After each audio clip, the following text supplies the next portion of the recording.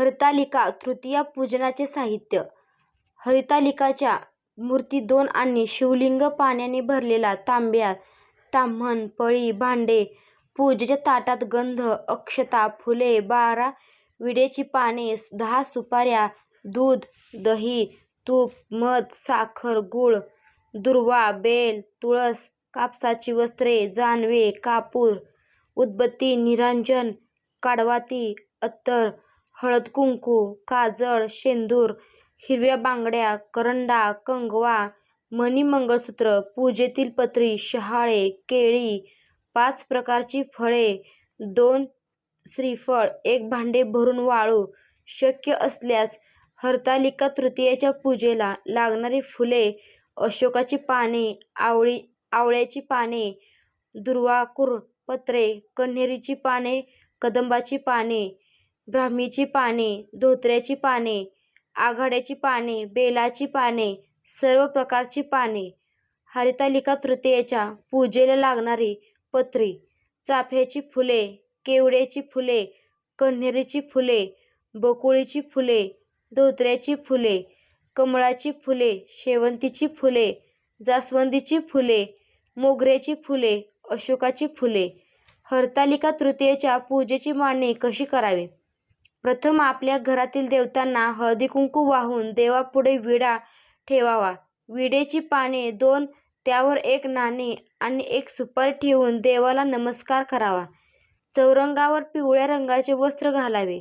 चौरंगावर मूठभर अक्षता पसरवून त्यावर हरतालिकेच्या 2 मूर्ती ठेवून नंतर वाळूचे शिवलिंग तयार करावे.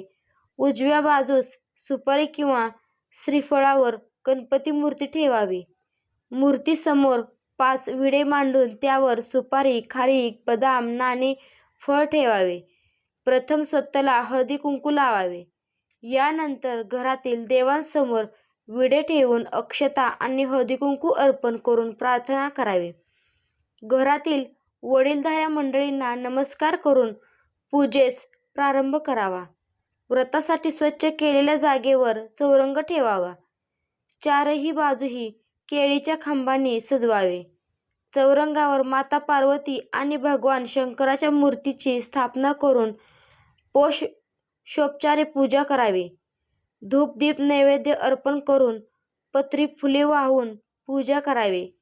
हरतालिकेच्या दिवशी पूजा केल्यानंतर सुवासिनी कुमारिका रात्रभर जागरण करतात.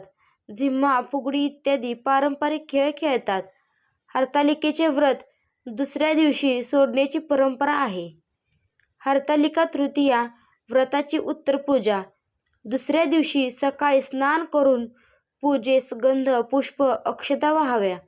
दही भाताचा गोड पदार्थाचा नैवेद्य अर्पण करावा. आरती म्हणून नमस्कार करावा. नंतर त्या मूर्तीचे विसर्जन करावे. हरतालिका तृतीयेचे व्रत का केले जाते?